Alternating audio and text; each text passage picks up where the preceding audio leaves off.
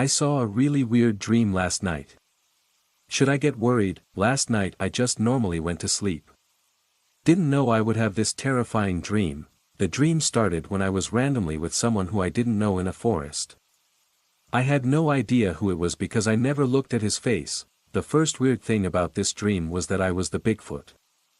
Big, black and hairy Bigfoot in a forest with someone who I don't know. We were just chilling out in there when someone just spawned next to us and joined us. The thing I remember about these men is that they were wearing police uniforms. I never just saw their faces. We talked about something random, when suddenly there were people chasing us. We quickly started running away. The dream seemed normal until that. Now I suddenly wasn't the Bigfoot anymore. I was the cameraman, I guess. Well, the two men and the Bigfoot ran away from the people I never saw. Then I again became the Bigfoot and we ran to a cliff which had a road in the bottom. It's hard to explain. We laid down and both of the men suddenly were wearing fully black suits and I once again didn't see their faces. One of them said, "Keep your head down." The people who were chasing us disappeared and never appeared again. We sighed and calmed down to get our stamina back, and once again, the men became the police officers they originally were. We were randomly swinging on swings. Suddenly something happened and I became one of the policemen's. The other man and the Bigfoot jumped down with some random strings that appeared out of nowhere. They didn't jump down, they kind of swung in a half circle and flew against the cliff. They told me to do the same quickly and so I did. I can still remember how scary it felt to do so. I swung on a circle over the road just like the others did. I managed to get on the wall. Suddenly I spawned on the road and I wasn't either the Bigfoot or the police, I was just a random person. I had to watch out for the cars that didn't stop even if I were on their way. I looked up to the cliff and saw the police guys on the cliff hanging with the strings. I looked around and saw that there was a railway under them. There was a fence that I couldn't get over. I shouted at them to get down. The man who was with me from the start jumped down on the tracks and ran to me. Just note the fact that they were pretty high. About 15 meters. 49 feet, 2,551 inches, the other man couldn't get down and suddenly a train went under him almost touching him. He screamed and fell after the train went by. He suddenly disappeared again and I looked to my left and saw an old model of a car coming straight at me. I quickly moved my SS closer to the fence and car went by and disappeared. Then it started raining. Suddenly I switched out of the whole place to my own neighborhood driving with my moped. There was someone next to me riding the same bike, somehow, and we appeared further away from my house and stopped. I got off and said to the person, "I'll give you 5 if you KLL yourself, and." Then suddenly, the dream stopped and I woke up. I had slept past 12 a.m. and I were very late from school. Still don't know how I managed to do so. I don't know if this story belongs in the scary stories.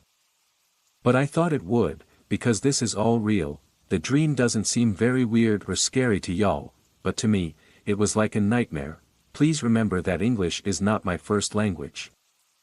Second story, I should have never opened the jar. Living in the vast Arizona desert in our old, creaking farmhouse, I always felt like an outsider in my own family. Surrounded by siblings who were either too young or too old to share in my quiet, solitary games, I often retreated to the sun-baked expanse of our backyard, beneath the ancient tree that stood as the lone sentinel of our property. One searing afternoon, curiosity led me to unearth an old jar near the tree's gnarled roots. It was adorned with strange, swirling symbols that seemed to pulse with an unseen energy. As the desert sky turned to a fiery tapestry at sunset, I opened the jar, unwittingly releasing a wisp of smoke that formed into Azarak. "A demon, Eli, you have freed me, and thus I am in your service," he announced with a mischievous grin, his presence filling a void I hadn't realized was there. I asked him, half in jest, "Can you be my friend?" To my surprise, he agreed, and our strange friendship began. Azarak entertained me with tales of shadowy realms and mystical powers. It was exhilarating, a secret shared between us, but soon, the odd occurrences started. It began with small pranks, silverware twisted into intricate knots, eerie shadows that danced along the walls. But as Azarak's antics escalated, so did the intensity of the disturbances. Doors began slamming in the middle of the night, chilling whispers filled the corridors.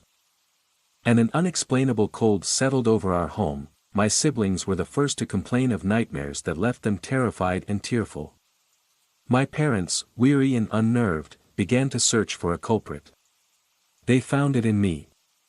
With each new unexplained event, their accusations grew louder, their looks more accusing. "Eli, why are you doing this to us?" they would demand. I tried to explain about Azarach, about the jar and the demon, but my words sounded fantastical even to my own ears. They didn't believe me. They couldn't. The more I protested my innocence, the less they seemed to trust me. "Stop lying, Eli," became a common refrain in our household. Meanwhile, Azarach's haunting grew bolder and more terrifying. What had started as spectral mischief had morphed into a sinister torment that pervaded our home. One evening, as another inexplicable cold wind swept through the dining room, blowing out the candles and plunging us into darkness, my mother's patience snapped. "Enough, Eli. We can't take this anymore." Her voice broke with desperation and fear. I looked to Azarach for help, for any sign of remorse, but he only offered a chilling smile. "They will never understand," he whispered, his voice a mere echo that seemed to mock my plight. "You are mine now, completely, isolated and blamed for every mysterious incident." I watched helplessly as my family unraveled. My father's stern admonishments and my mother's tearful frustrations became daily occurrences. They viewed me with a mixture of fear and disappointment, as if I were a stranger, or worse, a malevolent force within my own home. Now, I sit alone, increasingly alienated from my family, with only Azarach for company. He remains invisible to them, his existence a secret they refuse to acknowledge, a reality too terrifying to accept. As I grapple with the loneliness and the burden of their blame, I realize the full extent of the chaos I've unwittingly unleashed. Trapped in a haunting that has no end in sight. Third story, the reflectionless. I always avoided looking into people's eyes. I'm not sure why, it just made me uncomfortable. But after the outbreak, I had a reason to keep my gaze down. It started subtly. News reports trickled in about a strange virus that seemed to spread through eye contact. Look someone in the eyes, and you might catch it.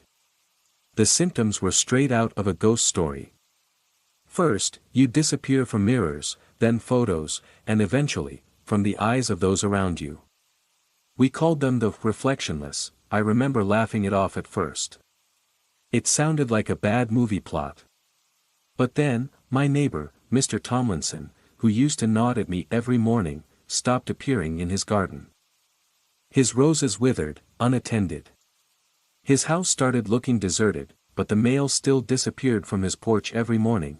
I became obsessive, avoiding eye contact more fervently than ever. Sunglasses became my shield, even indoors. I watched people around me start to panic, their eyes darting around, fearful of connecting with another's gaze. Our town transformed into a place where people looked away from each other, where conversations happened face to face but eyes to ground. The real horror began the day I saw, or didn't see, my own reflection. I was washing my hands in the bathroom, and when I looked up, there was no one in the mirror. Just the empty room behind me. My heart thudded painfully in my chest. I reached out, my fingers trembling as they touched the cold, smooth surface where my reflection should have been. From then on, I lived in terror. Each day, more pieces of me faded. People's gazes slid off me like I was made of smoke. I'd speak, and they'd startle, looking around wildly, unable to pinpoint where my voice came from. I wasn't just invisible in mirrors, I was becoming invisible to the world. My own parents began to forget me. I'd sit at the dinner table, and they'd accidentally set out only 2 plates. Their conversations never included me, their words slicing through the space where I sat, as if I were just another chair, another piece of the furniture. One night, I wandered the streets, a ghost in my own neighborhood. The moon was a thin crescent, hardly shedding any light on the empty sidewalks. I walked past the homes of people I once knew, now just blurs behind my failing vision. They were forgetting me, just as I was forgetting myself. I ended up at the park, sitting on a swing that creaked under a weight it couldn't recognize. The chains groaned, a lonesome, eerie sound in the quiet night. I looked up at the sky, the stars blurring and multiplying as my eyes watered. I wasn't sure if I was crying or fading away.